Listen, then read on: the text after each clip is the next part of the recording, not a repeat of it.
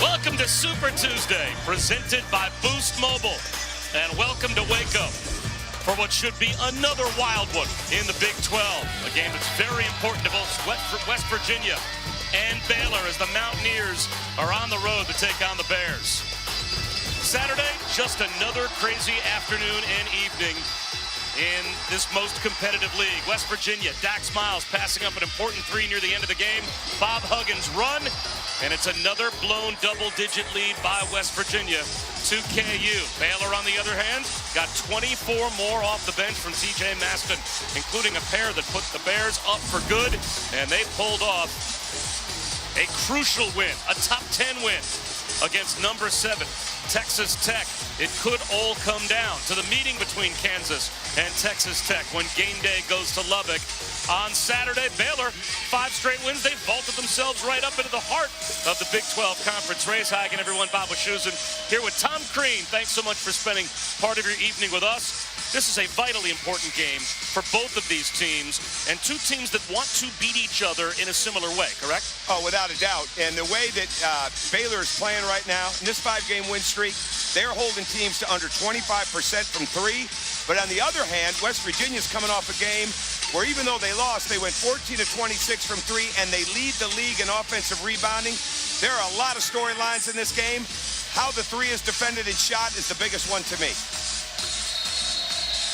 West Virginia, in spite of the fact that they have lost 7 of their last 11 games, Joe Lunardi still projects them as a 4 seed. The surprise, though, Baylor, they were struggling to be in the NIT field as of about 2 weeks ago, but 5 consecutive wins in the most competitive league in all of college basketball.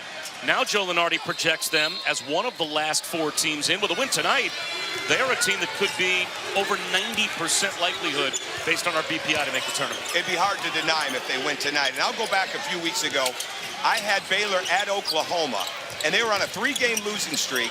And Baylor was so upbeat in practice, so high level. Scott Drew had a ton of energy, as did his team. It was just a matter of time, in my opinion, before they turned it.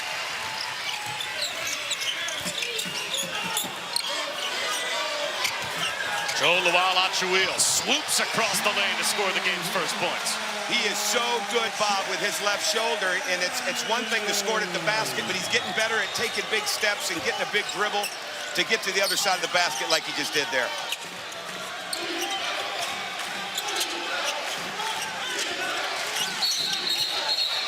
Foul called in the lane, and that's going to go against Wesley Harris. He was jockeying with Joe Lual-Achuil. Well, he definitely, and Matt Rule might be in the building, and he might be thinking about trying to get him to transfer on a hit like that. Certainly Dana Holgerson could use him in spring football.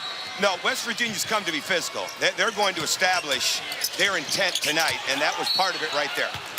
And just like that, Press Virginia already impacts the game as Baylor is forced to call a timeout. We'll step aside, come back to Waco in 30 seconds.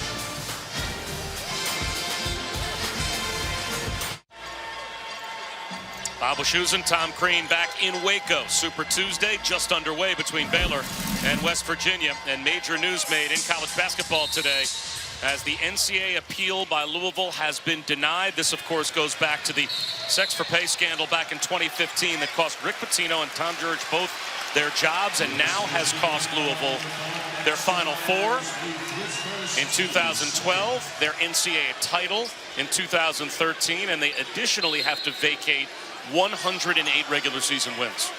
Well, they still have an outstanding team as far as really good players, but they are potentially heading for a rebuild. And as a person that's lived through that, that is not easy. Manu LeConte leans in. Mark Vital able to hold on to the loose ball. He finds Lual-Achuil cutting to the goal, but Big Joe couldn't handle the pass.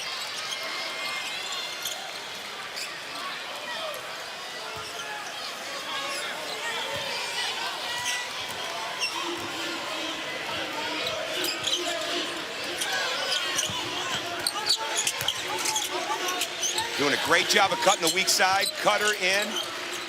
Looking for a 3 when they reverse it back out, like right there. And Javon Carter knocks down the triple to get West Virginia on the board. Javon Carter's big. I had this game the first time at West Virginia He took 2 shots in the second half, and the second shot wasn't until 57 seconds when he basically hit the game winner. Dax Miles with the turnover, takes it away from Vital. The reverse is good, and West Virginia extends an early lead. And that's exactly what Scott Drew does not want and cannot have. They have 21 turnovers the first game at West Virginia. The majority of them in the front court, but you can't have a backcourt turnover like that. Manu LeConte can't connect from the corner. Offensive rebound for the freshman Tristan Clark. These are arguably the 2 best offensive rebounding teams in the league. Baylor doesn't get enough credit for it. West Virginia leads the league. That's going to be a huge part of this game tonight. Carter fouls the cutter. This is exactly what they wanted. They wanted movement through the middle. They get the ball reversed. Javon Carter ends up in the corner. 3. Just a gimme steal right there by losing the ball. Mark Vital's got to be better than that with it.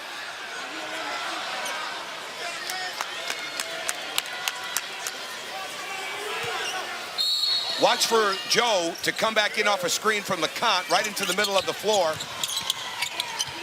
Great defense by West Virginia. They worked on this hard today at the walkthrough.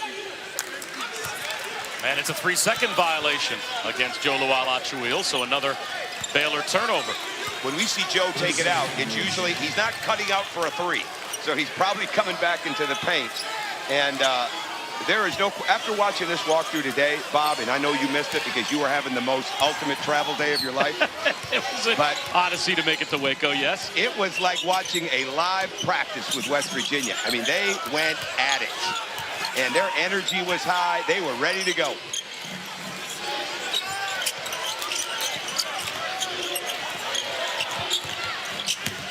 Daxter Miles kicks one outside to Wesley Harris. He'll drive it, float one up, and gets the roll. And I was at more than one Tom Crean shoot-around. And your shoot-arounds also were high energy, high tempo, intense. Did you have a belief, and do you think that that should be more than just kind of a game day walkthrough? You want your guys to work up a sweat. It's all about, yeah, you definitely want that, but it's all about where is your team's emotional energy at. Now, you don't want to leave your game at the walkthrough, right, but you do want to have an edge. And one thing Bob does that I didn't do, and I think I might again if I coach, is both teams went live against each other on the court. It wasn't just the scout team. It was both teams. So his starters were defending Baylor's action, or running the Baylor offense just like the scout team was. It was impressive. Javon Carter was like a scout teamer today. And what has been impressive this year is the shot blocking of Zach Kanate, as he was able to reject Luala-Achuil twice. Well, he has made so much improvement. He's also made a lot of improvement on the offensive end. He's got a go-to jump hook now. Vital, the rebound off the Issa Ahmad miss. Vital loses the dribble. Scramble forward on the floor. Vital's hurt. Took a shot right across the bridge of the nose. Lindsay will drive it across the lane. His floater won't go. Luala-Achuil loses it out of bounds, and Vital's going to have to check out of the game. So Nouni Amat will come on to replace Mark Vital, who took one right across the bridge of the nose on that scramble at midcourt. Tough play. Yep, that is not fun. But I think that will not be the last loose ball scrum we see tonight with these two teams, because fearless you can equate with both of them. There is no doubt about it. Interesting point now. Terry Maston just checks in, Bob. He had 0 points in 11 minutes the first game at West Virginia. He's coming off averaging 25 this past 2 games, 26 and 24. A totally different player than what we saw in mid-January.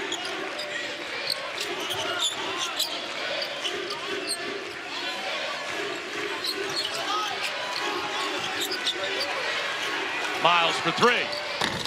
Comes up short. Out of bounds. And it will go to Baylor when we come back. The Bears score the game's first 2, and they haven't scored since. It's a 7-0 West Virginia run here in Waco.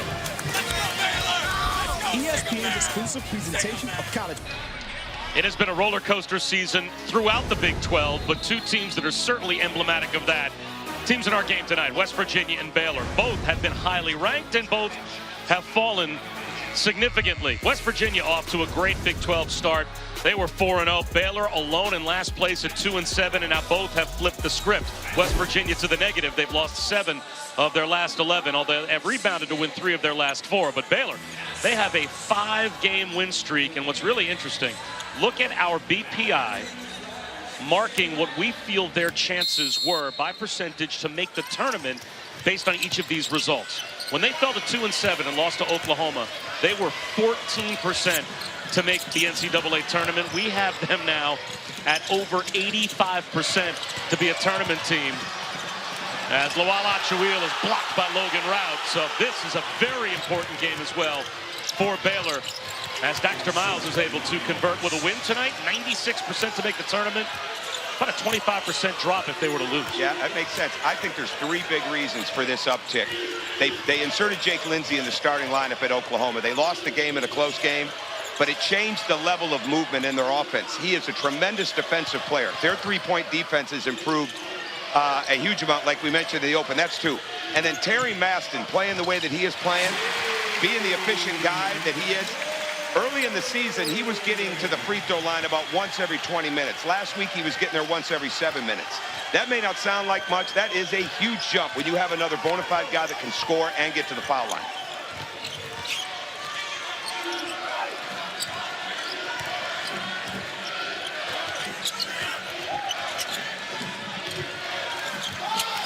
Issa Ahmad in the post with 8 to shoot. Picks up his dribble. Dax Miles now near midcourt with 4 to get a shot off. He'll launch an NBA 3, and that won't go. Offensive rebound, Logan Rout. And a foul call. Logan Rout, what a story. Bob was telling me the story today about Logan Rout. He said not only was Logan Rout not recruited by anybody in the Big 12, he wasn't recruited or offered a scholarship by the state universities, the Division IIs. Logan Rout is improving a lot. Bob went to speak in Cameron, West Virginia, ran into a lady that says, you need to recruit my nephew. He said, well, who's your nephew? So I'll tell you that he's 7 foot tall. That's a good start. The rest is history. He comes in, he earns a scholarship this year. And when I knew Logan Rout had arrived when Bob was on him as hard as anybody else at the practice today. Beetle Bolden can't handle the pass from Lamont West. Bob has made a living, whether you go back to Akron, Cincinnati, Kansas State, West Virginia, of seeing things in players that others didn't see. And he has a who's who of guys that were nobodies. And when it came to accolades and attention and high school, that have become so good. Such a developer of not only toughness and intensity, but of skills and fundamentals. Lindsey gets his own miss and is fouled. Fouled by Issa Ahmad, who's probably the only player on this West Virginia team that Bob Huggins actually had to beat other schools for in terms of recruiting. I think you're absolutely right. I don't think there's any question about it. I mean, he's dealing with recruiting guys that were getting single digits, like 5 and under type of scholarship numbers. And there's something to be said for that. As a coach, Dwayne Wade, when we recruited him, it was Illinois State, Bradley, and ourselves at Marquette. At the very end, St. Louis and DePaul offered him a scholarship. Victor Oladipo had a big whopping 1 scholarship offer with us at Indiana. And there's nothing like getting somebody that has a chip on their shoulder that wants to prove that a lot of people were wrong. And Bob has made a living of that.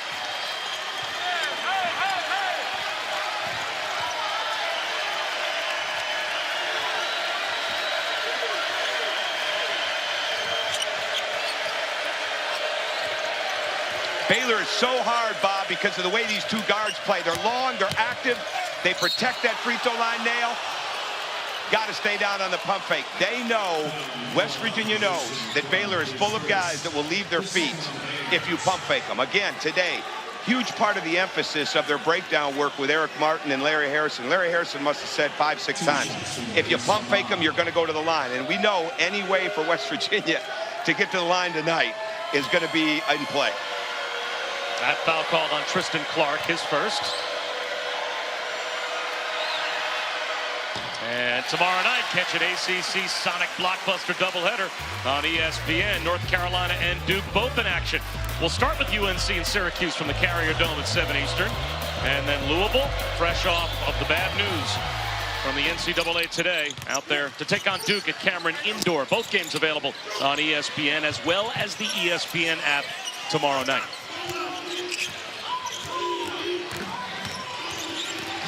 King McClure kicks one to the corner. Lindsey bypasses a 3. Maston with an old school ball fake, does not get the roll. Yeah, he didn't extend. He's got to hold his follow through. He rushed the shot. The shot blocker affected his shot.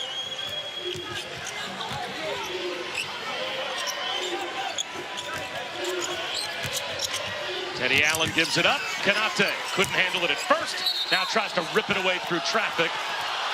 And a foul called? A foul called on Jake Lindsey. That's going to be his second. And that's an important call because Jake Lindsey, since joining the starting lineup and taking some heat off Manu LeConte as a ball handler, has had a major impact on this 5-game win streak for Baylor. Without a doubt. And I think Manu LeConte is the most, the biggest beneficiary, let's put it that way, because he gets to move without the ball. Now, great drop-off by Teddy Allen. This is one of those calls, this is tough. This is a 50-50 call. And as a coach, I heard from a really high-level officiating person one time that on any given game, 10 to 13 calls inside of the game are going to be 50-50 calls. And I know that goes against common belief and wisdom, but it's true. And you want to be on the receiving end of those 50-50 calls. The other night in the Kansas game, at the end of the game, I didn't think they were on the receiving end of those 50-50 calls. My opinion, watching the film. That's one of the 50-50s that went West Virginia's way. Bolden trying to beat the shot clock, has to launch one from deep. I guess if it's 35-2 in foul shots, that's Maston. Leans in and gets it pinned by Kanate. Issa Ahmad bumped hard and ends up underneath Maston. Well,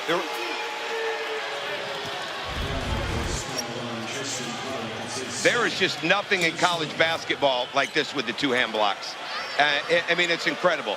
And I've said it before, if he gets tired of basketball, beach volleyball has got to be in his future, and he could make millions. But right now, I think that he's down the road, going to be doing quite well at the next level in the NBA. He has got a gift for changing, altering, and blocking shots. His timing is incredible. Now, this is very interesting to watch as the bonus starts to climb, because the other day, West Virginia in the second half, they went 8.5 to 9 minutes in the second half between their 4th team foul on Kansas and the 5th team foul on Kansas. That's a lifetime. When you get somewhere around that 5 team foul mark, when the other team is in 5 fouls, you want to find a way, how quick can you get to that bonus? How quick can you get 6 and 7 on the other team? And that's the game within the game.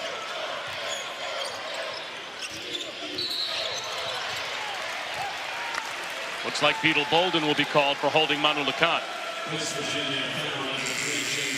So that's now 5 team fouls on the Mountaineers. I want to touch on this 50-50 thing again. It's not an insult to the officials.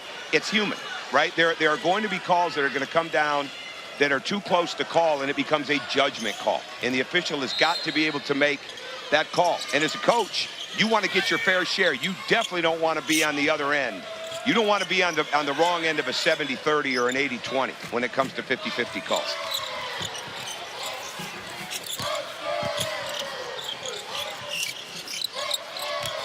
Lawal Achuil spins to his left. Maston an offensive rebound. That won't go. Now the shot clock obviously should have reset. It's a held ball. It will stay with Baylor when we come back. And we'll see if the officials have to adjust the clock at all. But Javon Carter, when we get back, a closer look at his go-to move and the inspiration for it.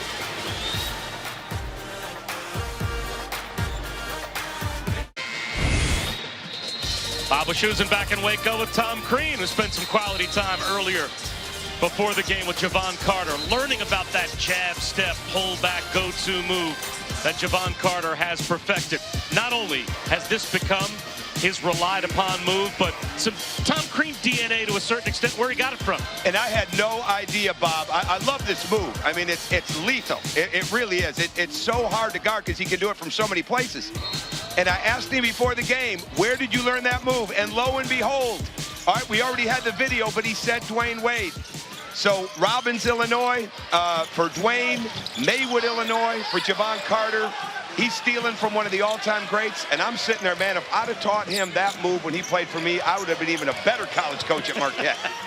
But Javon Carter is a student of the game. Bob Huggins paid him a great compliment today, Bob, and this is really strong. He said he is the hardest worker he has ever coached. And, I mean, that's something that you can carry that with you a long, long way. Teddy Allen double teamed with 5 to shoot. Baxter Miles has to launch another deep three. That's the 3rd time that West Virginia has had to hoist up a prayer of an NBA three with the shot clock winding down. You know, 2 things with that. First off, he shot about 80% at the walkthrough today, and he's coming off a great game at Kansas. But they kept talking to him about moving in. And right now, he's backed up. He's not stepping in, and he's taking a challenge shot, and he's basically shooting it on the way down rather than shooting at the top of his jump at the release. And that's not how he shoots it. But he's rushing a little bit, but credit the length and the three-point defense right now of Baylor, and in that case, King McClure. McClure loses it on the end line, pressured by Dax Miles. Again, this is their 4th turnover of the game. They did not turn it over in the backcourt very much before, and now they're starting to. And then this is the first one, but this is where West Virginia just feels a feeding frenzy when they know they can start to bring something into this full court press and get you to panic on where you're inbounding it.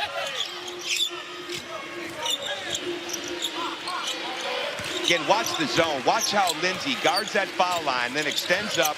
LeConte gets back in the middle. They are so hard to deal with because of the way their 2 guards play up top.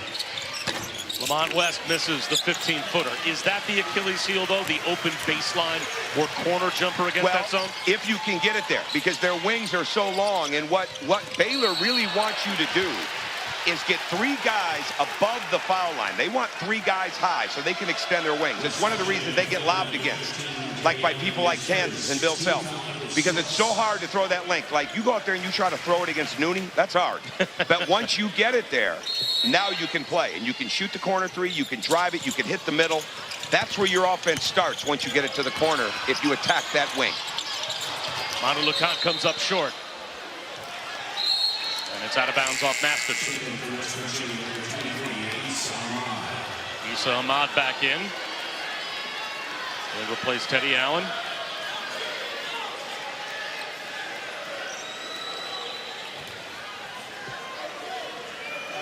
Jake Lindsey back in the game with 2 fouls. They want to start everything, okay, at the foul line, start their cutting, play through the middle, get it reversed, but keep watching for drop-offs because they're there. They can get it. They can get an offensive play underneath if they can bring Greg Joe to step up. Bolden for 3. Knocks it down.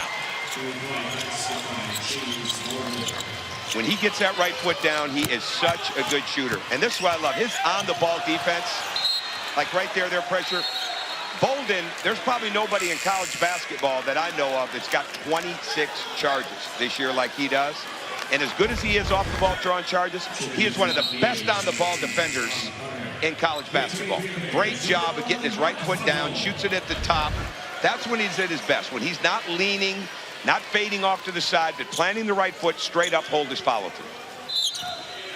They've been worried about his shot being a little flat. There was nothing flat about that jump. And Bolden replaced by Javon Carter. So West Virginia extends their lead, and Carter got a rest at the same time as we approach 9.5 minutes to go in the first half. Carter took some time out of the walkthrough today. Bob walks up to him and says, "You're taking the day off, huh?" And he says, "No, coach." He said, "You got 3 point guards. I'm trying to give you a head start on next year." Bob says, "I'm not worried about next year. I'm worried about tonight." Konate hits a jumper. And West Virginia with a double-digit lead. But a chance for a 3-point play as Mark Vidal able to shake off the shot he took to the nose on the collision earlier in the half and make an impact play upon his return. Oh, and he's got it right now. I mean, this is a little bit like Rocky asking Mick to cut him right here. He's got a major shiner there. We got some battle-tested guys out here. Issa Ahmed gets 6 stitches in the Kansas game the other night. And Bob said that to pour salt in the wound, he got called for the foul. That's the worst, when you got to go with 6 stitches and a foul. These are 2 tough teams, 2 tough coaches.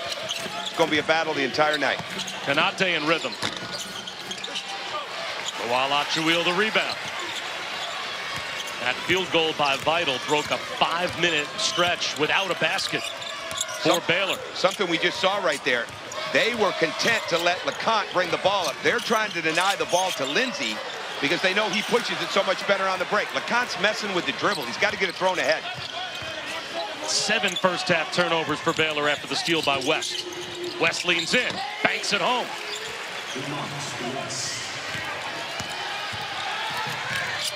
Manu LeConte gives it up to Issa Ahmad. 8 giveaways for Baylor. And Ahmad has it go off the side of the backboard. And they will say play on. Bob Huggins looking for a foul. Issa Ahmad thinking he was pushed. But Ahmad gives it right back to the Bears. This is a good sub. But West Virginia's onto something. They are making it hard for Lindsey. Now, Lindsey's got to do a better job of getting open. He's got to step into his man. He's got to go through his body. He's got to separate with his lower body, show his hands, and not allow this denial, because obviously West Virginia's got great respect in how he handles the ball. Daxter Miles called for a foul. That'll put West Virginia over the limit. That'll be a 1-and-1 at the opposite end for Baylor.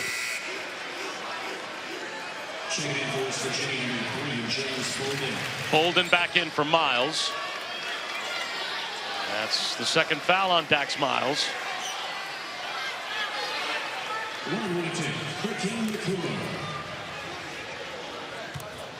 So King McClure, who has not scored in double figures in the last 7 games for Baylor. Oh, fell off the lines. Hold your follow through. He was falling off the line before the ball ever hit the rim. You got no chance to make a free throw when you do that.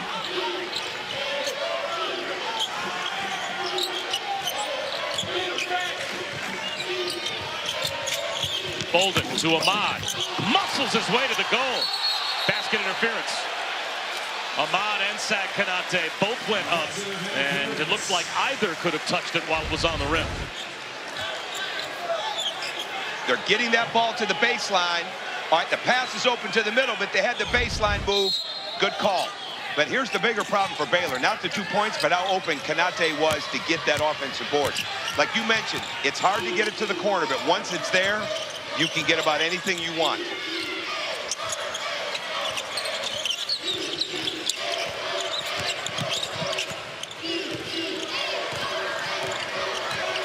Lindsey with a crossover. 10 to shoot for Baylor when we come back. Only 8 points so far for a Baylor team that over their last 7 is averaging 77 points per game.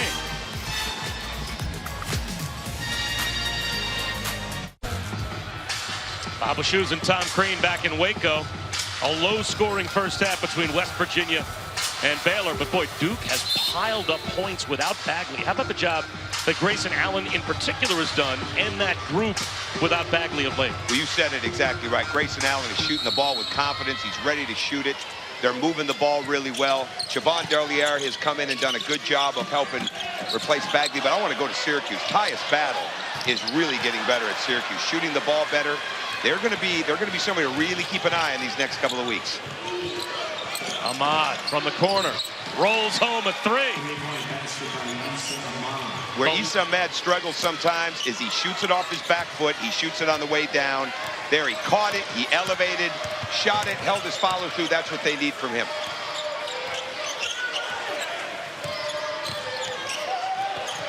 Maston around Ahmad with the left hand, comes up short. Konate tries to save it, and it's knocked out by Lawal Achuil. Sad Konate continues to dominate at the rim. And then defense leads to offense. Great pass, right on time. Look at how he shoots it. He elevates it, he shoots it at the top of his jump. And that's a big thing, because too many times, shooters, jump shooters, they don't jump, right? They don't jump, and they end up kind of hopping into it. They shoot it on the way down. Never works. That worked. West Virginia was ranked as high as number 2 in America. And through their first 16 games, they were 15-1, unbeaten at home, averaging close to 83 points per game. How about how the numbers have dipped over their last 11?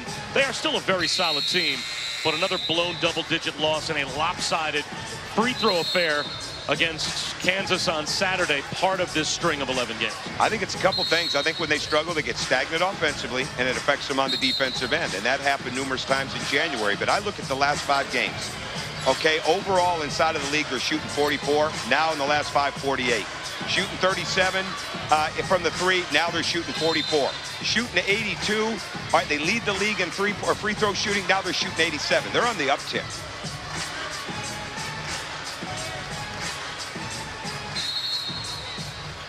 And of course, they always have press Virginia, top-notch defense, arguably the best defensive guard in America in Javon Carter to lean on, and they have held Baylor to 8 points through the first 13 minutes. Here's Issa Ahmad fading away, adding to the West Virginia lead. Great job of separating from his defender, shooting the fadeaway, holding his follow through.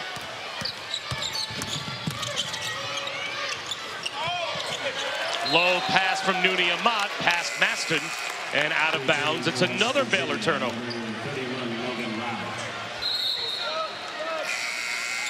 Bob, you don't have depth if you don't have consistency. And right now, I think West Virginia is improving, and it's going to be somebody that is going to be a big, big factor in March. They're getting some consistent play from their bench. Their consistency is coming. And again, what you've got guys doing is they understand what Bob wants. They're playing to their role. And just like that, Manu Lakat is able to create a turnover. He stole it away from Bolden, but missed from in close, and Issa Ahmad corrals it for West Virginia. They switch to the man. Route back in for Kanate.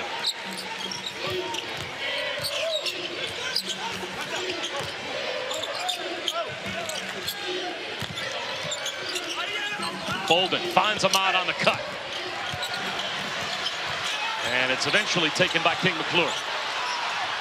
They just come at you with the reach. I mean, they are like gnats going after that ball. Tyson Jolly is hit hard, and he'll go to the line. They escaped that, Bob, but there is no question that the way they're active on that ball and deflections are such a huge part of Bob Huggins' success, Bob Huggins' plan. They got about 3 on that play right there. That foul on Wesley Harris, his second.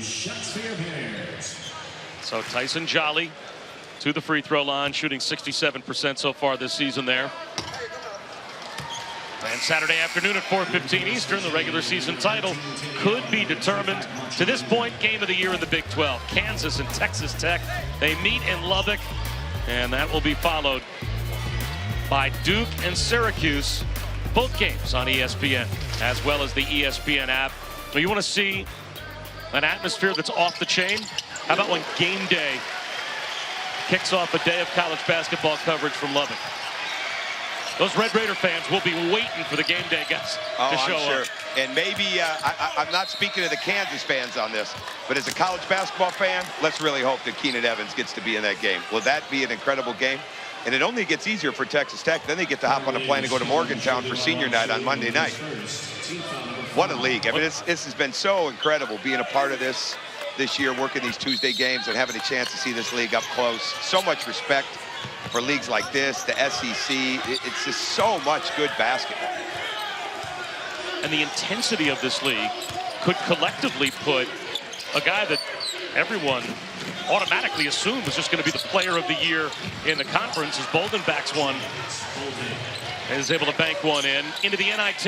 If Trae Young doesn't pick it up and Oklahoma doesn't pick it up, they might not make the NCAA tournament. And that is something that would have been a ridiculous thought 3 weeks ago. Well, the one thing that Trae Young has done up into the last couple of weeks is see another steal. Carter does it again. So quick with their hands. Allen plus the foul.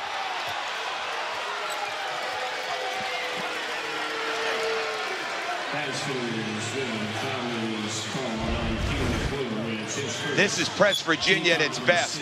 Length, trap, go for the ball, take it from them, get into a 2-on-1. Great finish for Teddy Allen, who they really need to pick it up.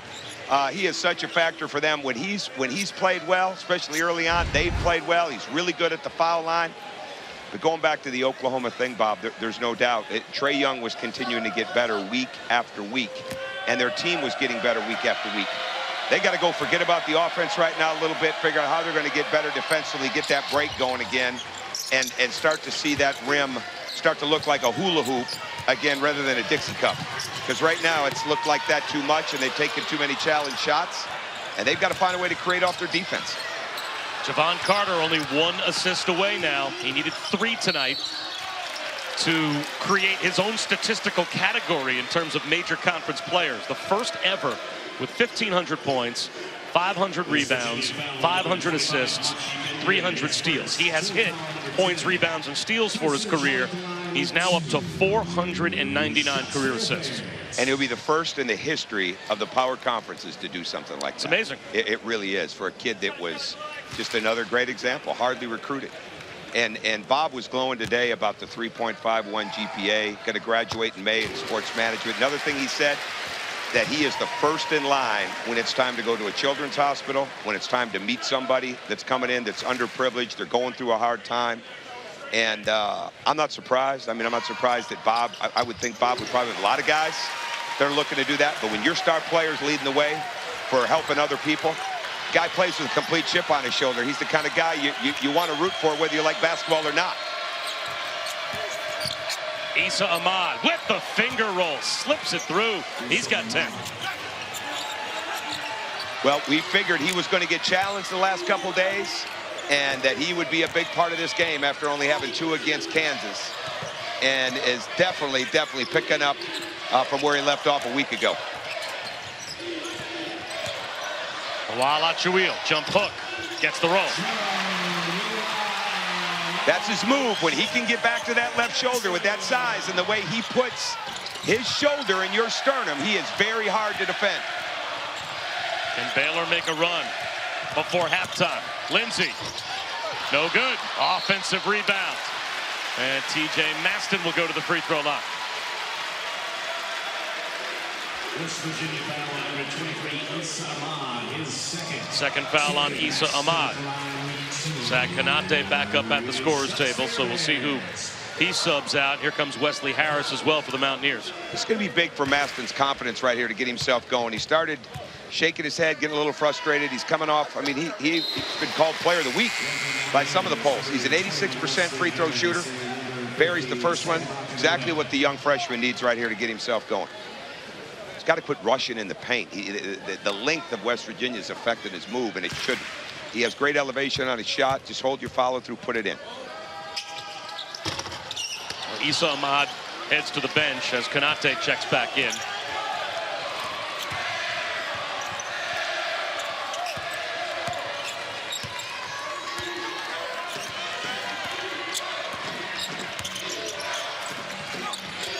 Good hands by King McClure. The recovery, though, by Bolden.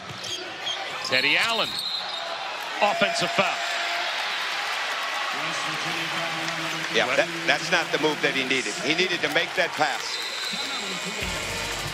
It's been all West Virginia here in the first half. They've got a 17-point lead. ESPN's exclusive. Virginia's style of play good for the NCAA tournament, or is the game going to be officiated a little tighter, and that makes it tough in the NCAA tournament? What's your thoughts?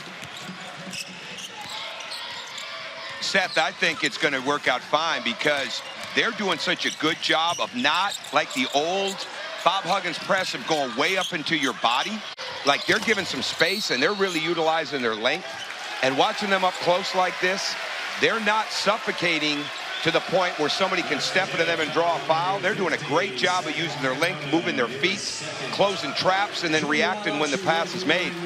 I think the press is going to work for them. I also think the fact that they are getting deeper, and they have a front line depth right now. Nobody has the depth on the front line that Michigan State has, but I would say the 3-4 type of depth, the small forward, power forward type of depth West Virginia has. I don't know if anybody equals that when these guys are all clicking.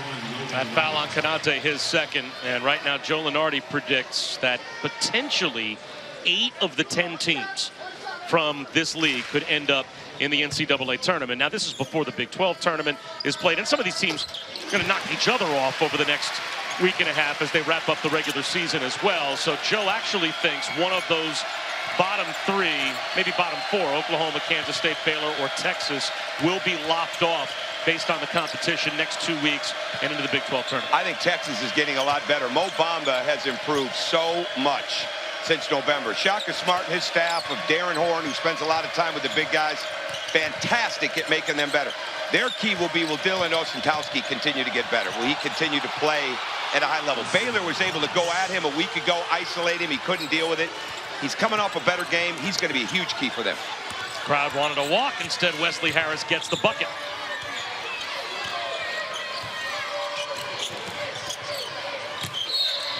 Maston traveled. That is not going to make the crowd happy, and that is not making Scott Drew happy, as the entire Baylor sideline and everyone here at the Ferrell Center thought that they missed a walk called on Wesley Harris, only to get that called against them at the other end. Yeah, I think in this game, if I was going to have one criticism, we've missed a couple travels tonight already, and a couple times before the feet were moving before the ball was down. That's something they've got to clean it up a little bit.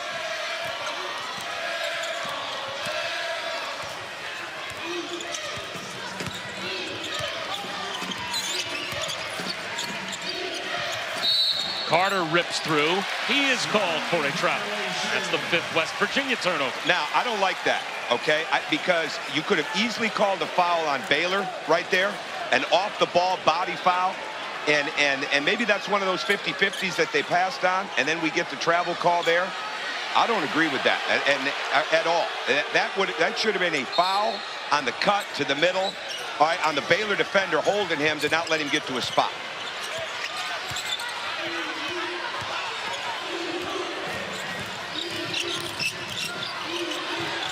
King McClure double team. Maston bails him out, but then throws it away. 11 turnovers for Baylor. West Virginia averages forcing 17.5 turnovers per game. That puts them in the top 7 in America. They're on their way to potentially forcing 30 tonight if Baylor doesn't clean it up. You're absolutely right. And right now, this is a key possession to get a stop because frustration's starting to hit Baylor a little bit. Lindsey's not on the court. And Tyson Jolly was the one trying to rally them. You're going to need more than Tyson Jolly, all right, as young as he is, being the catalyst to get you back and get you out of a frustrated way. Tough shot for Bolden. Maston takes it away from Rout. He needs a guard to come help him out, and he finds Jolly. Push the ball. Get back on the attack. They're going against a set defense all the time. That's a recipe for disaster against West Virginia. Loala Chouil through traffic knocks it down. That move is so automatic. He is so good around the rim. Being able, again, that's his 3rd or 4th time that he's gotten a great look over his left shoulder. Maston the rebound. He settled. Not a good look. Are they going to attack and capitalize? Jolly runs right into the back of his own man, Loala Chouil. And then Rout rejects Maston and takes it away.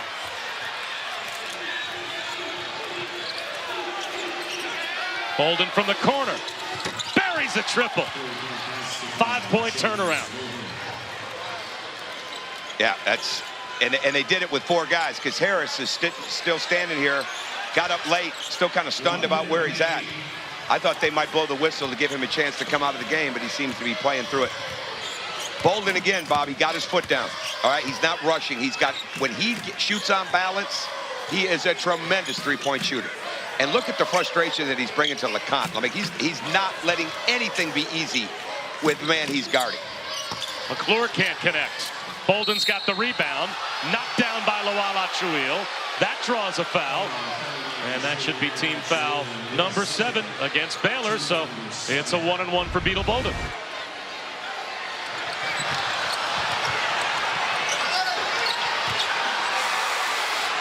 He just didn't go up strong. That's a play where you got to pivot, make the pass. But great next pass by West to the corner. They want Bolden running side to side in that zone, and even though Baylor's not in zone, he's still getting on each side of the corners for threes.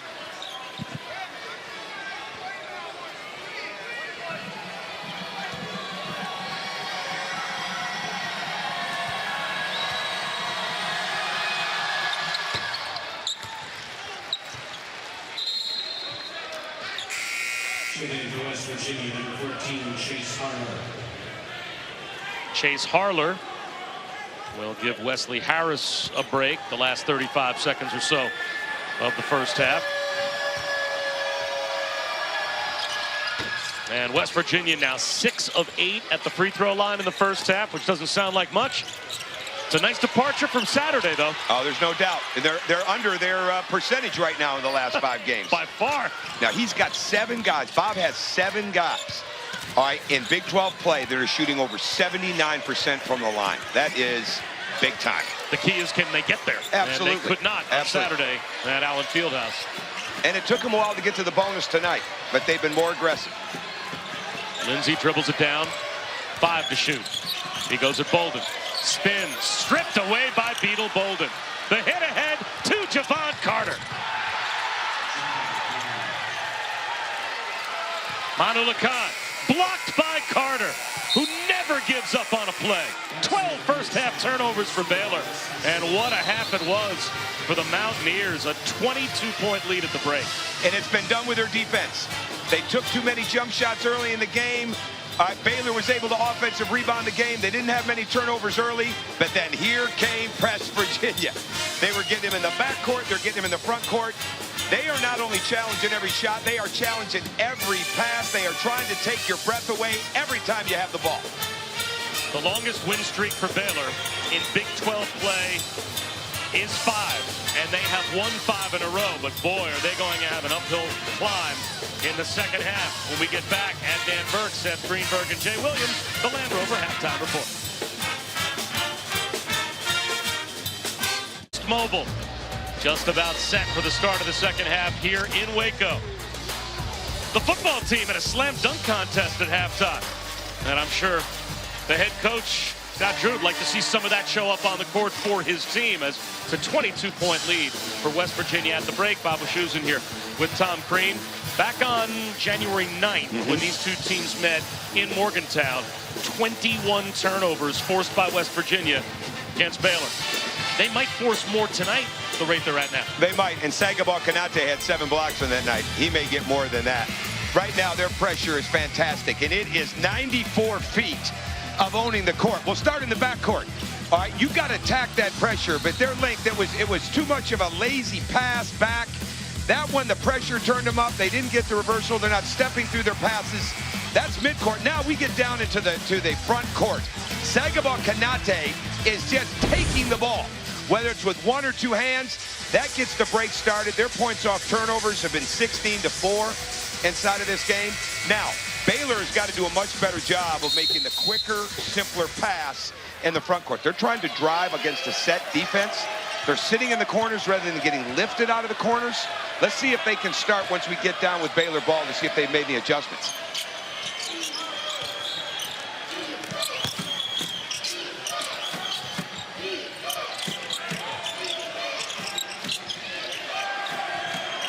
Shot clock winding down. Great movement early on in this zone. They want the middle. They're taking it away. Force a tough shot. But the tip follow is there. Kanate and Harris both crash the offensive boards. That's the killer, Bob. That's the killer. You force a team to take a tough shot. You don't block out on the backside, weak side rebound.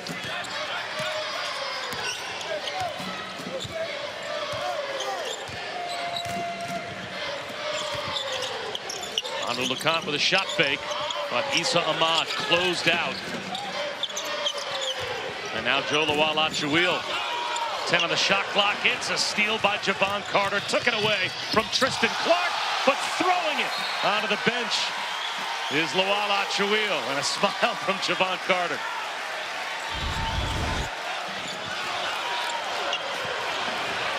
Steal. Javon Carter comes from the weak side. The blind side takes it.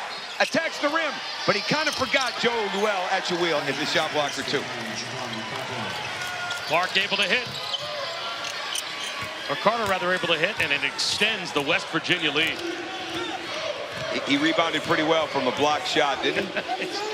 They are, right now, the biggest problem Baylor's got, they're not strong enough with the ball. That ball is loose in their hands. They're playing like they've never done a wrist curl. All right, get the ball, be strong with it, make a pass, step through it, attack the rim, all the things that go into being tough with the ball. Like that. Strong Great drive finish by right there. Plus the foul. Well, it looked as if Roger Ayers signaled that a foul had been called, but it's just going to be the bucket for Vital.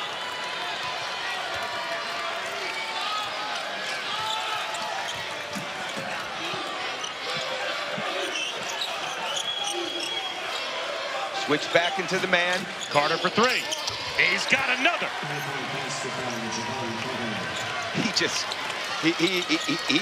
You look up the word baller. I think we got to put Javon Carter's name there. He just keeps getting better and better. He's playing with great energy. Lindsey double teams, picks up his dribble. He had no help in the backcourt against the press and has to call a timeout. And the frustration builds for Baylor. Look at these feet, Bob. Do you see the shortstop in him, Bob? Do you see the shortstop? The quick feet, knocks it down, lines it up. Beautiful three.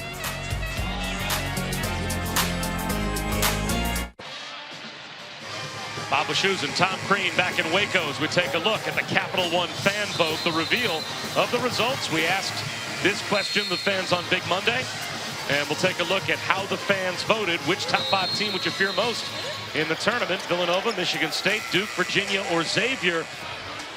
And I agree with the fans. I think they got it right. I think the 2 most dangerous teams we head towards March right now, I think Villanova and Michigan State, Coach. What do you think? Oh, I think so, too. And I don't think there's any doubt about it because of the depth of Michigan State and how good they can be at the basket. And their defense is so good. But if I had to pick, I'm going to go with Villanova. They're going to add Phil Booth Jr. back here at some point soon. With the way they played against Xavier both times this year, and Xavier is a dynamite team. There is no doubt about it. But Xavier, 2 straight games, has had to chase that ball the entire game because Villanova moves the ball so well. And right now, they're not putting anybody on the court that can't make threes, including their 5-man, Omari Spellman. I think that travels. They are, and I think they're going to keep getting better. Villanova keeps winning. Is there a chance that Jalen Brunson becomes the player of the year? He wins the Wooden Award because, as of about 2 weeks ago, it was Trae Young and no one else in the conversation. Well, I think Jalen Brunson has been in it the whole time because all he does is win, win, win, right? Yep. But the bottom line is he's getting better. When you look at improvement, when you look at how he affects his teammates, when you look at the way he makes the game easier for everybody else, and on top of that, they're winning at such a high level, there's no question he could win that award. And boy, the game looks very easy right now for Sad Kanate. Another flush off a follow.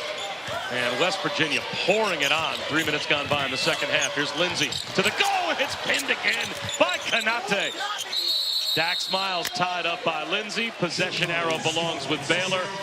But boy, Sad Kanate has become arguably the best shot blocker in America. It's what you've got to try to do. Like, you've got to know he's there. So the only way to attack that, because right now he's getting it on the offensive end as well. He's going up, he's strong, he's going with 2 hands. He's rebounding the ball. Get somebody on the baseline. He's going to leave to block your shot. He's going to leave to punch your shot. So get somebody on the baseline and try to drop it off because they're not rotating down into his man as well when he leaves to block shots.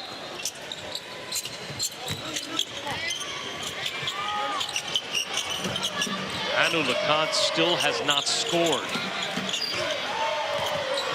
5th leading scorer in the Big 12 as Nouni Amat is fouled by Carter. West Virginia foul number 2, Javon Carter, his second. That's his second. Right now, what has happened is and this happened in the middle of the first half, Baylor has become a dribble offense.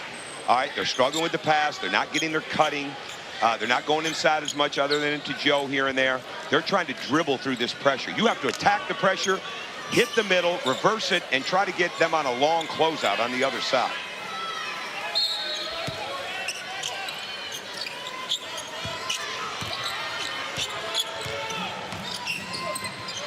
Anu LeConte still looking for his first points.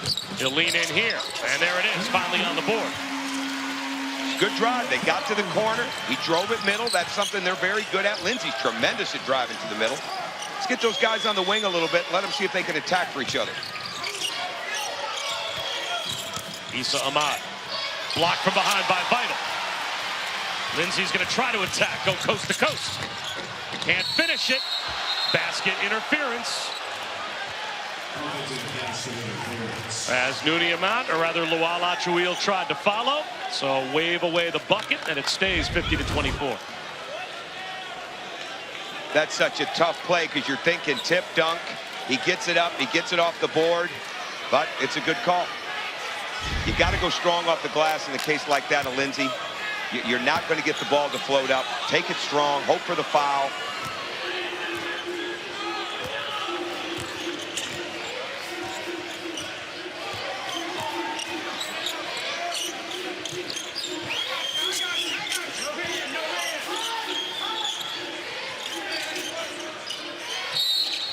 Traveling called on West. That'll give it to Baylor when we come back. But the Bears, 5-game win streak, the hottest team in the Big 12 coming into tonight, being dominated at home.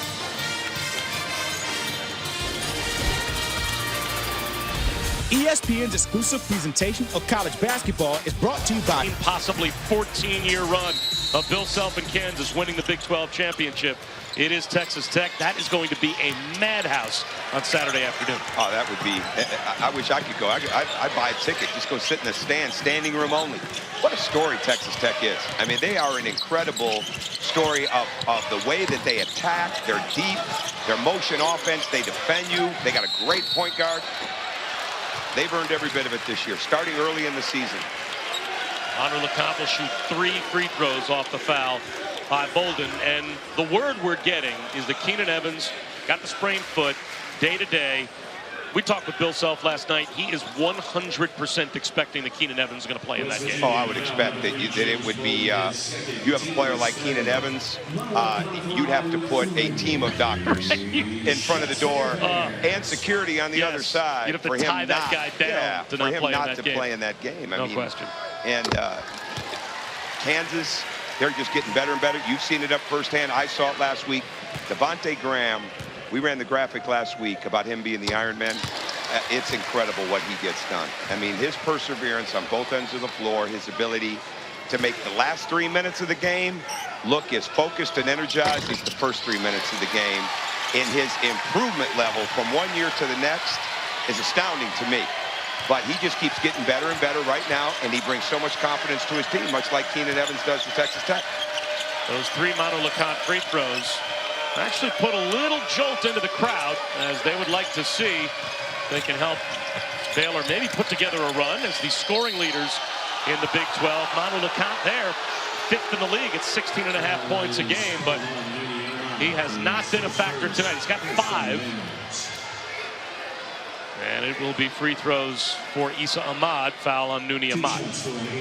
Yeah, Issa Ahmad didn't even need the pump fake in that situation. Fans didn't agree with the call. I think it was a verticality type situation, came over the top. But again, one of those 50-50s. Back to Kansas real quick. Is this Bill Self's best coaching job, in your opinion, in all these years that they've won the Big 12? And that's a tough question, because I think any time when you've won like he's won, I'll go back to Bob Huggins in Cincinnati. He would just dominate Conference USA. Every year it was a different story on how you win. Kanate does it again. I would say when you look at the lack of depth up front, the way that Doak has improved, the way that Malik Newman has improved, the fact that he's got a young team, basically, when you look at what Graham and Spee have done, I would say in answer to your question, yes. Because to win the way that they're winning, with the Big 12 being as good as it is this year. I mean, think about it now. Iowa State, you think anybody wants to face them in the Big 12 tournament? I wouldn't. And they're in last place in this league. What he's done, what Bill has done is fantastic. Deep jump hook from Lawal Achuil. I think this is about, with all due respect to the guys on that team, as least talented a team as he has had, and certainly the thinnest bench he's had. Yeah, I don't know if I would go with least talented, but I would go with thinnest bench. And I think they're pretty talented. People forget Malik Newman was a McDonald's All-American, but what he's done is a very good job with making him better. I would say, I would go on this limb. Nouni Ahmad hits a 3. Good for Nouni. Good for Nouni. A few weeks back at Oklahoma, he had 5 threes in Big 12 play. In that game at Oklahoma, he had 6 in the game alone. Nouni Ahmad cuts the lead down to 21, and there is some juice in the building.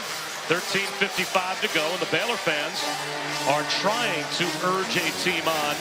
But there were some emotions in this building earlier as the story was told to the crowd. A standing ovation was given to the father of Nouni Ahmad, and Nooni Ahmad was born in a Kenyan refugee camp, moved to the United States when he was a year old in 1996 with his mother and his older brother. His father, though, did not pass medical testing all the way back then. He was finally given permission recently to come to America, arrived this past December 1st. So Kwat Ahmad, the father of Nooni Ahmad, met his son for the first time since infancy this past weekend. And here is Nooni Ahmad meeting his father for the first time since he was a baby.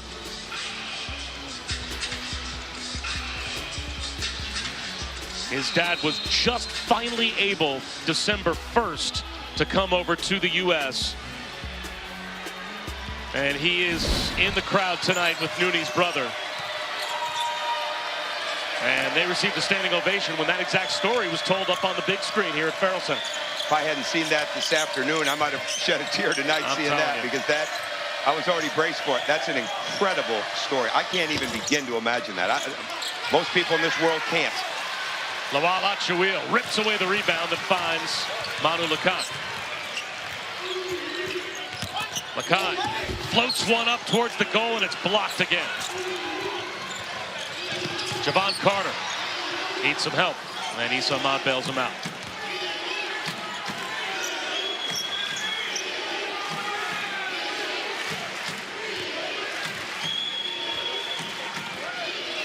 Let's see if they can get the middle pulled up and get Joe up top. Great screen across. Kanate missed everything, though. Here comes Nooni Ahmad.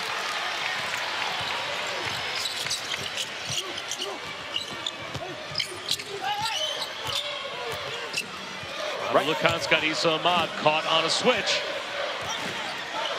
And he'll try an NBA three and connect. He's got 8. Now, Baylor could string some stops together and get more movement in their offense. They're trying to attack off the dribble too much against a set defense. Instead of making the quick kick, get it reversed. If they could get back to that, they'll get more open looks like that man who just got. Teddy Allen. Got away with the travel. Kanate, the jump hook is good. Automatic. Eric Martin has done a fantastic job. He was a very good player for Bob at Cincinnati. He's their post-teaching development coach. He has done a great job, superb job of helping Sagabal get a go-to move. And Vital couldn't save it. Kanate came together with Lawal Achouil, and they're both slow to get up.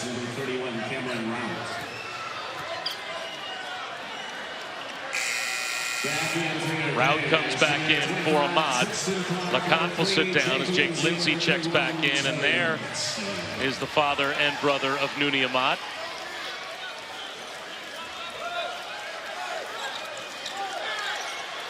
Can you imagine just getting to the United States and obviously from dribbling the basketball in the video? He hadn't spent a lot of time doing that. His son's been well coached over here.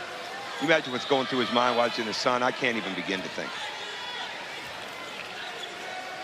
But his son has been well coached over here. He played for Hank Plona at Indian Hills, a tremendous junior college. Played with a former player of mine there, Emmett Holt, who loves him. This is a very good young man. His dad can be proud of what he's done.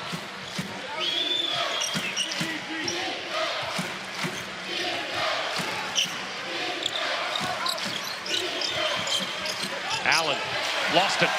Maston taken away by Wesley Harris, but a foul called on Harris.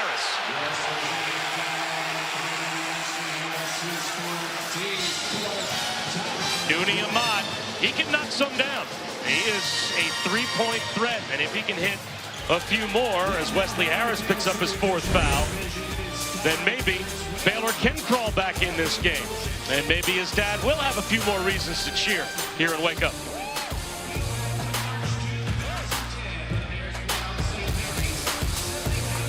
Way to send it in, Nooni. Way to send it in.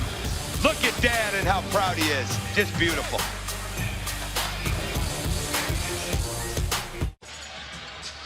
Tonight on ESPN after Kentucky, Arkansas. Catch SportsCenter with Linda Cohn and John Anderson. They'll have a former Wildcat, Anthony Davis, talking about what might have been in New Orleans. Cubs manager Joe Madden joins the show to share his team's World Series plan. And at midnight, Steve Levy and Barry Melrose. A special edition of SportsCenter with Alex Ovechkin and Oklahoma State head football coach Mike Gundy. But that pairing. SportsCenter that night, beginning at 11 Eastern on ESPN as well as the ESPN. No, wait, did you just put Barry Melrose and Mike Gundy in the same sentence? And toss in Steve Levy. Has anybody ever seen those two in the same room? That's a good point. Now that's must-see television. Do you think that Barry Melrose, I take that back, you think that Mike Gundy, when he went kind of from that crew cut, went to the barber and said, give me the Melrose? No, because I think Barry Melrose's hair is unduplicable. Unduplicated. I don't know, whatever the word is, you can't get it. Yeah. That is unbridled hair right there. Yeah, you can't handle the mullet. Mike Gundy is the most impressive hair in coaching, no doubt about that. That's must-see television right there. Offensive rebound for Tristan Clark. This crowd wants to explode. King McClure. He'll drive it and get blocked by Issa Ahmad. 12 blocked shots for the Mountaineers. Clark against Rout. Short.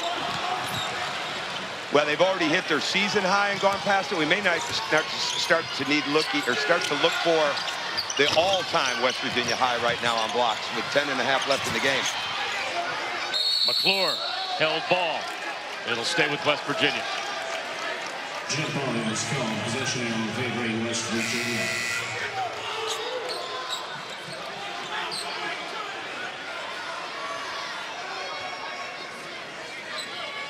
Checking in for the Mountaineers, number 3, James Bolden, number 50, Sagaba Kanata.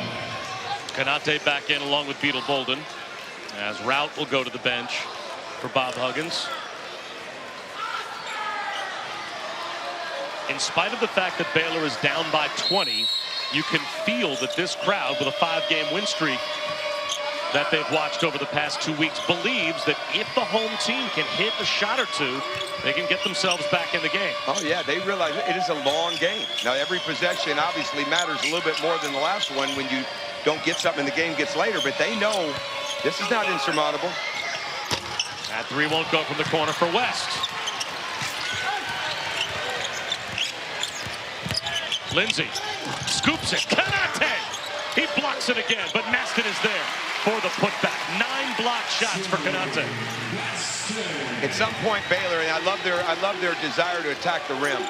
But I said it earlier, they got to find somebody in that drop-off area because Kanate right now is just having a party, a one-man party at that rim anytime somebody comes down there. West from the corner. That hit the top of the backboard as Manu LeConte is set to come back in. I had a team at Indiana, Bob, a couple years ago, played Louisville in the Garden, and we were young. We had some young guys, and it was the same thing. Like, they didn't realize, like, Louisville's for real blocking shots. Like, you're not just going in and getting a layup. You're not just going in and making a finesse play. And hence, we lost the game. And in a situation like that, you've got to be much smarter. You're not getting that shot around him there. A foul was called. Manu LeConte was just called for a foul as he came back on the floor. No, it wasn't a foul. He thought he was called for a foul. That was actually a reset of the shot clock up to 20 Watch seconds Miles in this by play. Pat Adams. Watch Miles on the dive.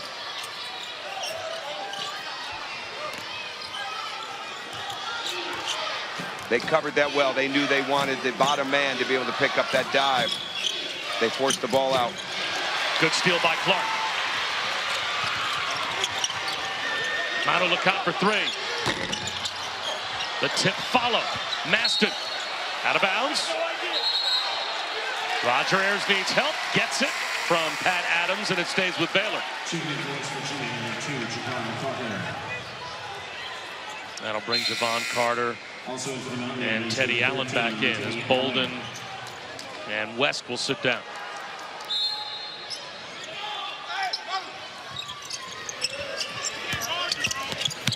Nooney Amat fades away. Yes. He's got 12. Nooney, he made something out of nothing. He drove it baseline. They cut it off. But it pays to be long, and it pays to have good footwork, and that's exactly what happened on that turnaround shot. A takeaway by King McClure.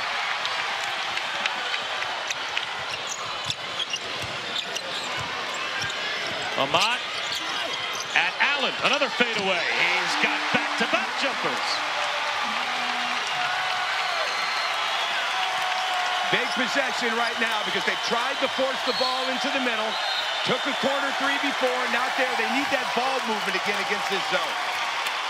You could sense that the crowd thought if a couple of shots went down, you never know what Mr. Ahmad might be able to witness, as at one point, West Virginia led by as many as 28. That has now been cut in half with a lot of time on the clock. Well, I'm looking at that drive. He jabs him. He's cut off. They play him with two.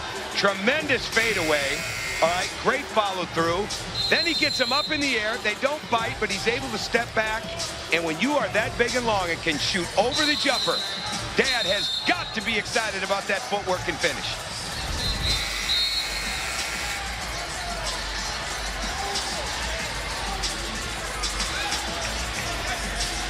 And for the folks back in Morgantown, after they watched for the third consecutive matchup with Kansas, West Virginia blow a second-half double-digit lead.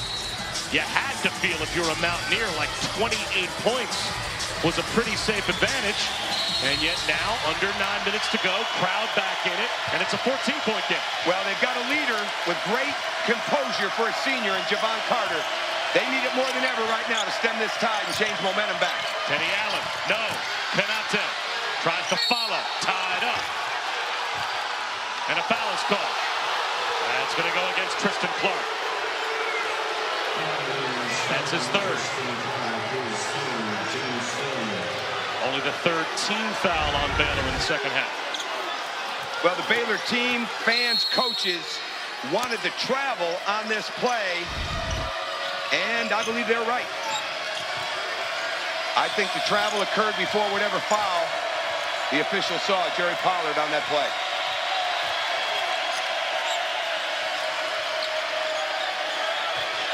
Ahmad lost it. King McClure with another steal.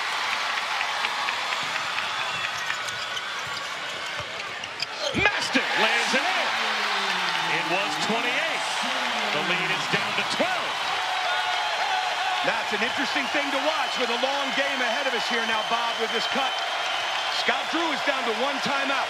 They cannot waste the timeout so that he has something late in this game if they can continue to make this run. Miles for three. In and out.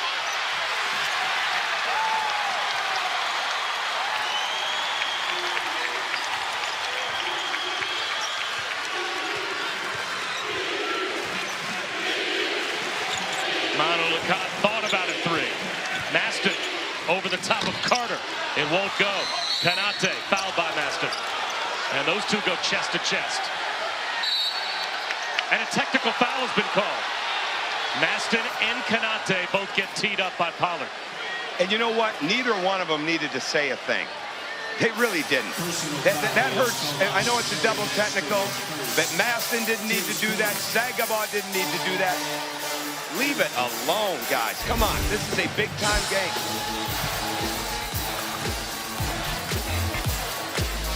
Little phony toughness here. I don't want to call it phony, but it's needless. It's absolutely needless in a situation like that.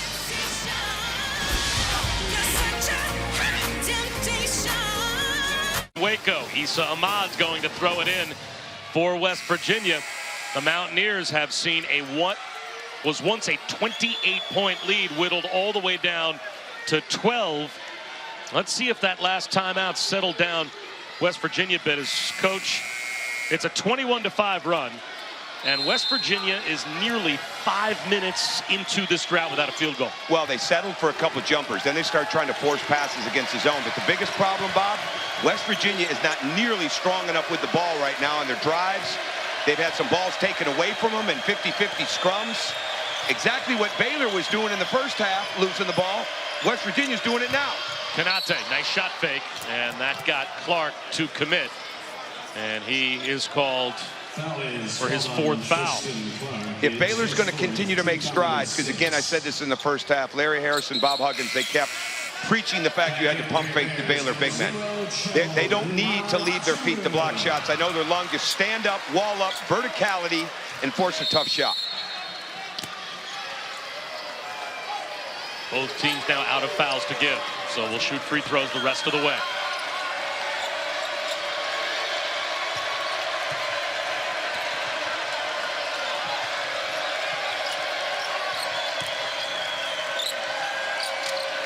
Ahmad with 5 to shoot. Back to Miles. He has to put it up. And he's fouled, and it's a chance for a 4-point play. What a way to end the drought as Nooney Ahmad fouls Miles, and he still hits the triple. What a beautiful pass, right on time, on target. He steps into the shot. Look at this pass from the corner, right there, steps into it. They wanted him to step in. He did. That could be a momentum turner right there. 4-point play. This is where West Virginia, they have 7 guys, as we said earlier, that are shooting over 79% from the line in the Big 12, including Daxter Miles Jr. Miles made 5 threes in the loss against Kansas. That was his first tonight. He's now 1 for 5 from 3, but that was a game changer. Now, let's see if they attack this pressure, because in the first half with this, they were just too soft with the ball. Attack it, get the ball reversed, stay on the attack the way you've been.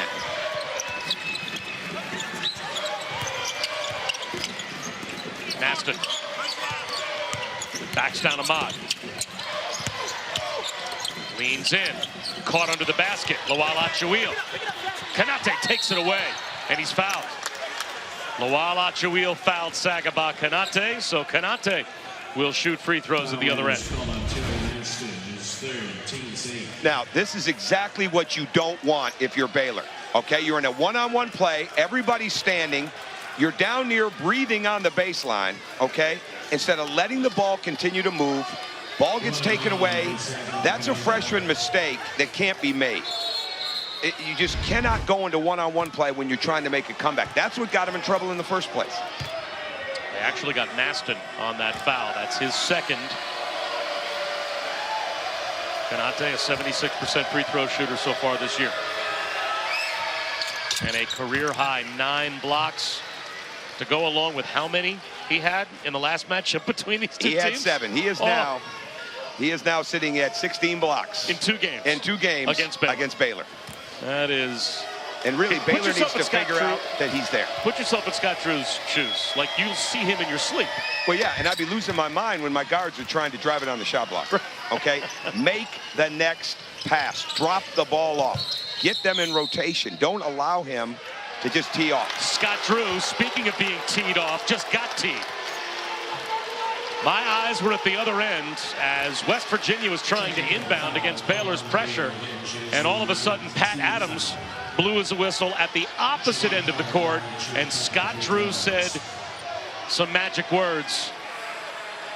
The last thing that Baylor needed there was to get teed up. No, exactly. And Pat Adams is that is not somebody that's got a quick temper. I mean, he obviously, something had to stir that. Pat Adams, one of the best officials, and we got Roger Ayers in this game, Jerry Pollard, Pat Adams, excellent officials. So, you know they're going to control the game. Look how quick they called the technical on Maston and on Konate.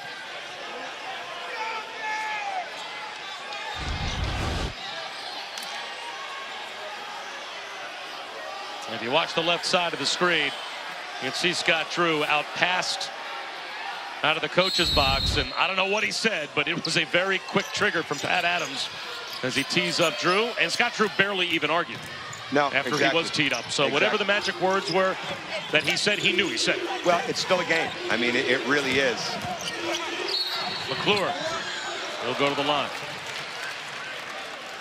West Virginia foul on number 13, Teddy Allen. Now the foul line becomes an absolute key in this game. Can Baylor get to the foul line and set their defense? And now you see Jerry Pollard's over there spending quality time with Coach Drew. Tomorrow night, catch an ACC Sonic blockbuster doubleheader on ESPN. Starts with number 10, North Carolina, taking on Syracuse from the Carrier Dome at 7 Eastern. And then we'll have Louisville and Duke from Cameron Indoor Stadium. Both games on ESPN, as well as the ESPN app. Duke has won 3 in a row without Bagley. North Carolina has won 5 in a row. So the triangle hot once again. And of course, that all leads up to those two schools closing out the regular season against one another in matchup number 2. Duke will be looking for some revenge at Cameron. Absolutely, that'll be a great game. And Joel Berry, it's so easy to take a guy like that for granted. You can't. He's getting better. He's so quick. He's making his teammates better. Certainly Luke May is a beneficiary of his passing. Theo Pinson's a beneficiary. They're really, really improving. Their defense is better, and they're taking better shots.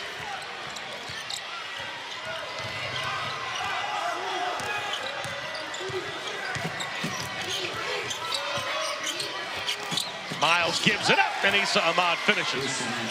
Yep, they were able to move Joe, all right, to have to come out and play the drive, and there's the drop-off.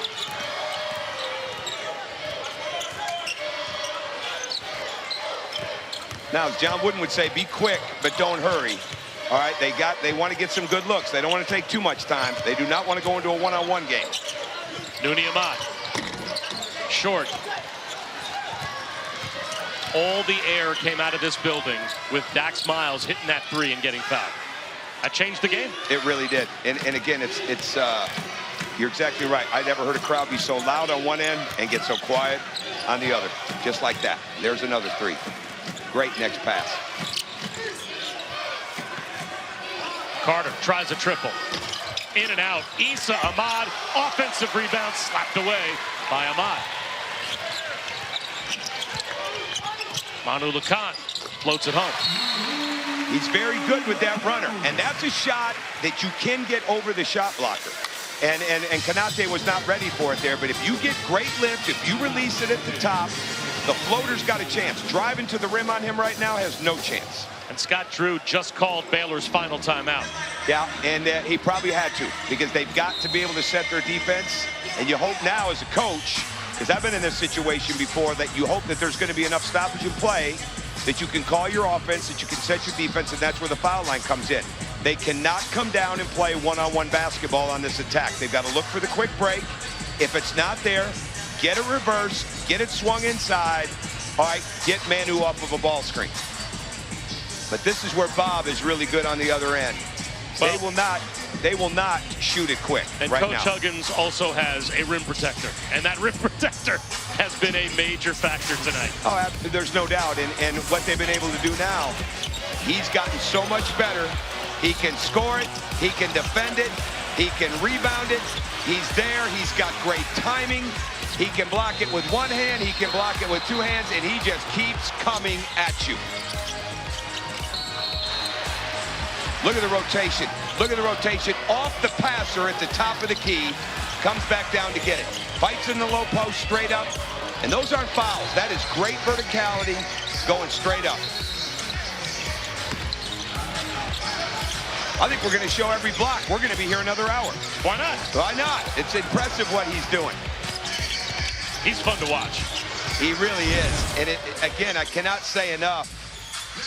He blocks it with either hand. He blocks it with both hands. But his timing is just a gift. Well, Trayvon Reed, Texas Southern, Hayden Cavall from Central Arkansas, the only two players in Division I college basketball this season that have hit double digits in block shots in a game. I know your partner, Fran Fraschilla, loves to say that you want to attack the shot blocker.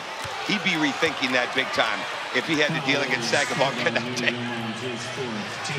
It's so hard to attack him off the dribble. I mean, it really is. He's just, it's a block party for him tonight. Ahmad commits his fourth foul, so Javon Carter to the free throw line.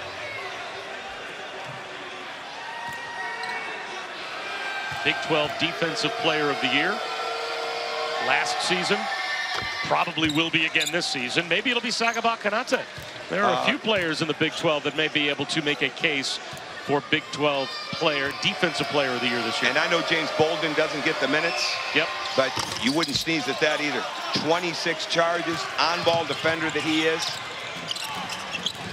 And maybe Mo Bamba. And maybe got a case to make as nobody well. should be sleeping on West Virginia being a team with a legitimate chance to get to San Antonio. Legitimate. Manu Lacan touched by Issa Ahmad. I think, Bob, let's do this, because we don't have a vote, right? You have a vote on the Big 12? You should. You do so many games. Yeah, I have not been asked. Let's just give it a duel. Let's give it to Carter. Let's give it Kanate. Get 2 trophies, or they can get just 1. If the Big 12 doesn't want to get 2 and they can share it in the building, they both deserve it. They both complement each other. There's no doubt about that. Well, those are 3 no-brainers for the league's all-defensive team. And when Carter makes it, which you know he will be all 4 years at West Virginia a Big 12 all-defensive team selection. That's great. And his backcourt mate and that award should be a couple of more technical fouls handed out by Pat Adams. This time, it's Nooney Ahmad and Lamont West. Or check that Wesley Harris. As those two, as the foul shots were about to be put up by Manu Lacan, obviously had something to say to one another. It is so ridiculous. That's going to foul out Nooney Ahmad. Yeah, I mean, this really is. You got to have more composure. That this is a big-time basketball game with two big-time teams, one fighting for their life in the tournament, and the other one having a chance to win a national championship. You don't need it. You do this in the Big 12 tournament, you do this in the NCAA tournament, you're out.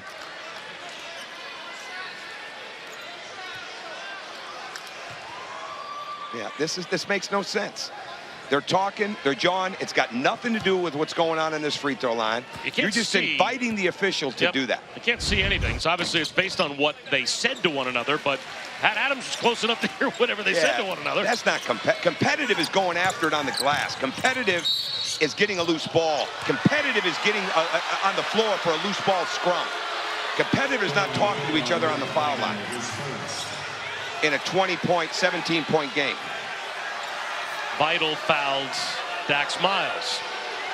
So Daxter Miles, a 73% free throw shooter, goes to the line.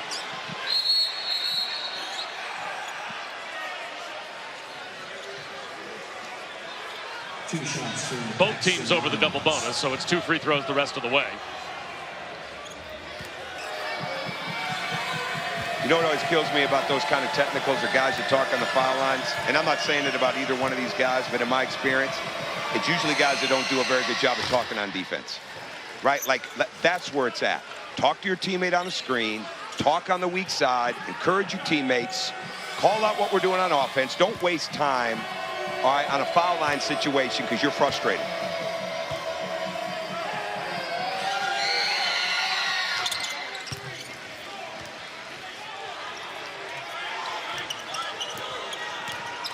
Well, no one can say the referees don't have control of the game.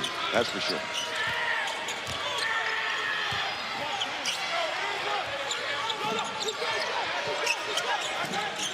Vital. Short. Foul called.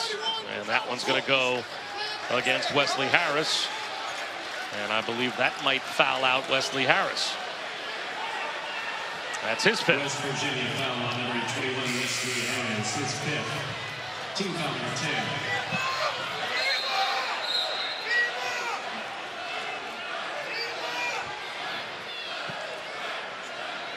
One of the keys here, Bob, as we watch them sort this out, Wesley Harris and Lamont West give you something that most teams don't have. They give you 40 minutes of having 2 big, long wings that can rebound it, that can defend anybody, literally anybody on the court, and can make threes. And the last thing you need is to lose one of them because of some needless situations that you've got to be above that, especially this time of year in February. What you're going through now is getting you prepared for what you're going to deal with in March. You don't all of a sudden figure it out in March. Figure it out now. And now we've got Pat Adams and Roger Ayers over at the monitor. So I guess they're taking a further look at the Wesley Harris foul. My eyes weren't turned that way to see if there might be some flagrant nature to that foul. But in a game that basically at this point is over, and it felt as if it was over when Dax Miles had that and one off the made 3. All right, let's watch this action now. West Virginia foul on number 21, Wesley Harris, his fifth. I think watch we're Pat trying Adams to when see. he heads back over. He wants to see right there. Yeah, I think that's if Wesley accidental. Harris may have stuck a foot out and tried to intentionally trip Pat Adams. Boy, I wouldn't think so. And I don't know the young man, but I wouldn't think so. It doesn't look like they're coming away with anything extra. No.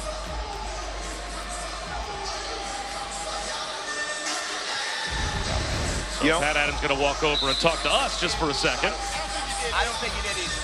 And he's we both saying agree. to you the same thing that he just said, I think, to Roger Ayers. He doesn't think he did that on purpose. No, and you got to, you know, you're looking at if you feel the intent is there, but you don't want to try to guess on intent, and he didn't. So give him credit for going to the monitor. People at home may not like it, but he doesn't want to make a wrong worse, right? He fouled out, but he did stumble, right? They walked into it, and usually things like that, more often than not, are going to be completely inadvertent. I'd be shocked if that wasn't.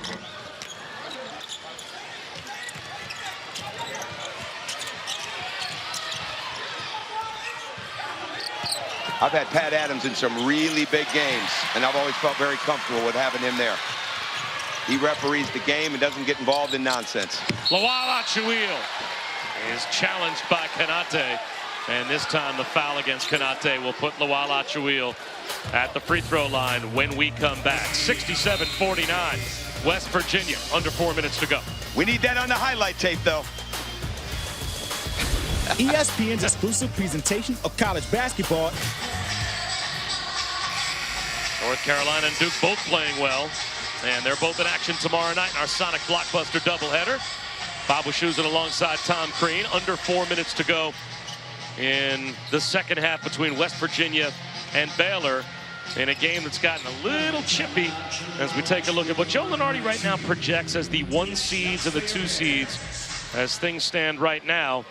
And I think we both agree, with Michigan State already beating Illinois tonight, that Villanova and Michigan State might be the 2 best teams out of that grouping of 8, and yet Michigan State right now on Joe Lunardi's bracketology would be the last of the 2 seeds, not even a 1 seed. Well, I see Joe changing that eventually. Joe's a really smart guy. He is spending a lot of time in that bunker somewhere in North America, we know. Possibly on the ESPN campus at Bristol, but somewhere. But I think that will change. And there are some Big 12 teams in that last 4 in, first 4 outline. As you got Baylor and Texas both hanging on. And boy, if Penn State were able to make it into the NCAA tournament, they would be a dangerous team. That would not be, you know, a 12 seed that anyone would want to see in the first round. And I think they get at least 5 teams in that tournament in the Big Ten. And I think what people are finding out, that those that have been in the Big Ten and followed it, know East Coast basketball, Tony Carr is the real deal. He is going to be not a good pro. He's going to be a fantastic pro. He sees the floor. He can shoot the ball. He makes other people better. He's got a huge edge with toughness. Pat Chambers is coaching that team extremely well, and they're tough. I mean, I don't know who'd want to face them, let alone the Big Ten on a nightly basis. But who wants to deal with them in a one-game season in the tournament? And Joey Brackets has the Bonnies, St. Bonaventure, off that big win over URI. As an at-large team, not even having to win the league, they're going to be potentially in the NCAA tournament. How about the week Jalen Adams had a couple weeks ago? The 40 and the 44. Just a tremendous talent, makes passes, can shoot the 3, can get other shots. Prolific three-point shooter. No good for LeConte. Lawal Achuil and Issa Ahmad held ball, and it'll stay with Baylor. Are we going to see history, Bob? If Saginaw went straight up, we'd have seen the 500th assist for Javon Carter. Yep. We need 1 more assist for history tonight. I'm hoping we get it. First Power 5 conference. Once he gets that next assist, like you said earlier, 1,500 points, 500 assists, 500 rebounds, 300 steals. That's impeccable. It's an amazing career. It really is. King McClure off balance, short. Another foul call.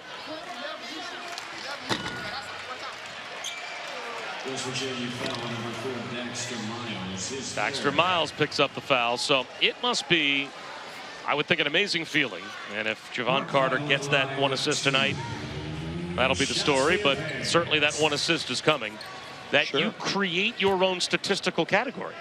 Absolutely. Nobody's ever done what you've done. Absolutely. You got guys like Tim Smith at East Tennessee State and DJ Cooper at Ohio. People that really were huge parts of their program, but this is one of the most powerful conferences, obviously, and to do it. And you know, I made the baseball reference on this guy's the shortstop coming up. Could you imagine him on a baseball team with that quickness? Vital crosses over and lays it off the rim and rolls out. Now get somebody in the middle, get it swung opposite.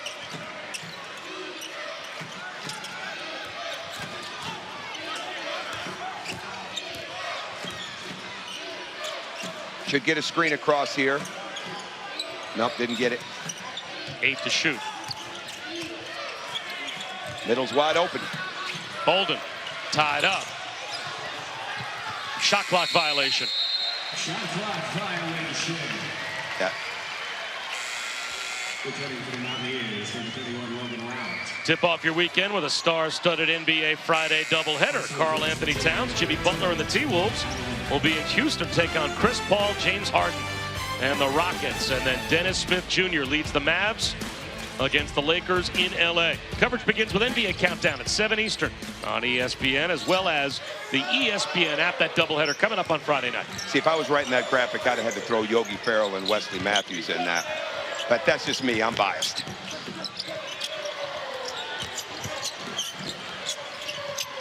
Joe Lual-Acuil able to lay it in. And the press gets set once again. Desperation time for Baylor. 15 for Lual-Acuil. He's got another double-double. Now, and I don't think they're looking to foul. I think they're going to just bring the pressure, get him set. And again, let's see, last trip down, you don't want to start being sloppy. And I think it's one of the reasons that they took Bolden out right here. Play through the middle, continue to play a 40-minute game, because that's what it's going to take to win close games in March.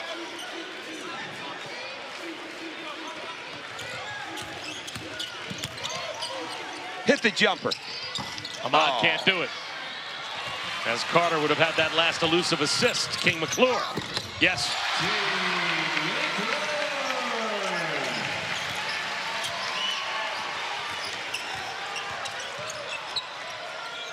Tom Hart, Dallin Cuff standing by with the call at Mizzou.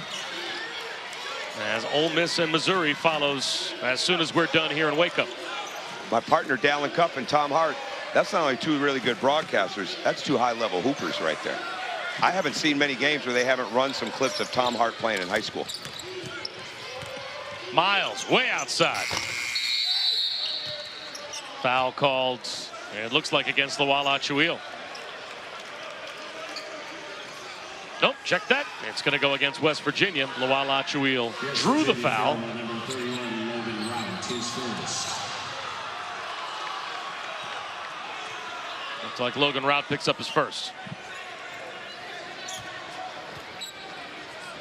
Joe Lual-Acuil at the line with 2 shots for your Bears. Well, we told the story of Nooni Amat, but Joe Lual-Acuil also had an amazing journey that ended up as a scholarship player and a 6th-year player now in Waco. Born in Sudan as a toddler, his mom took him and 3 siblings to a refugee camp to escape the civil war in Sudan, moved to Australia as a child.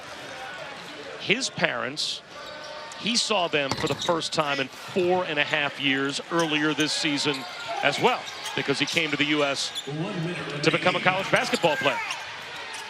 Those stories, they're enlightening in one sense. They're heartbreaking. Another, I had a young man on my team before at Indiana named Peter Jerkin. He hadn't seen his father in years, like years. And he went back to spend some time with him before he passed away. And it was like one of those things that didn't matter where we were at in the season. Didn't matter.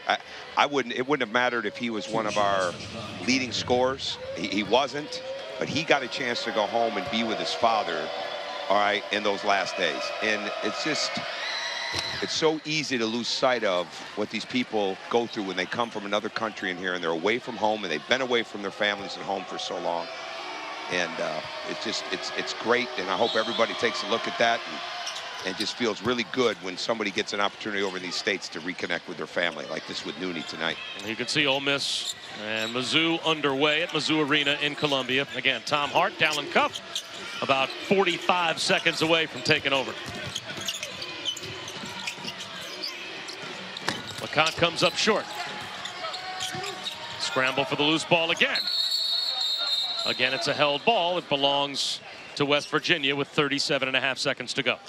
Well, I don't know if it's going to happen right now, but the night Sagaba Kanate has had, he is 1 rebound and 1 block away from a triple-double.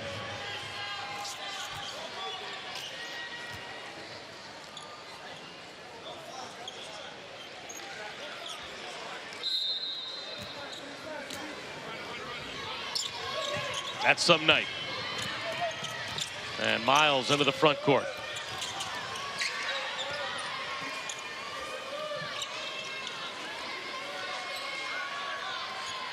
Will he get the assist, Bob? Will he get the assist? There only might be about 10 people in this building that know he's got a chance at this. He wants it back. But we're 2 of them. Ahmad gives it to him. 5 to shoot. Carter. He'll drive it instead. Oh, use the backboard. You're a Dwayne Wade fan. You took the crossover from Dwayne Wade. He is the backboard king. Represent. You're from Maywood. He's from Robbins. Think of the people that have come to his school, Proviso East. You've got never Doc stop Rivers. coaching. Why should we? Use the backboard with 6 seconds to go in a blowout. There's a jumper that goes down from McClure, and that will make it official. 71-60 is the final as West Virginia, for the most part, held Baylor at bay all night long. So the 5-game win streak for Baylor is history, and West Virginia with a big win on the road, trying to stabilize their season, having lost 7 of their last 11. For Tom Crean and our entire crew, I'm Bob Wischusen saying so long from Waco. Tom Hart and Dallin Cup are standing by in Columbia. Time to join Missouri and Ole Miss.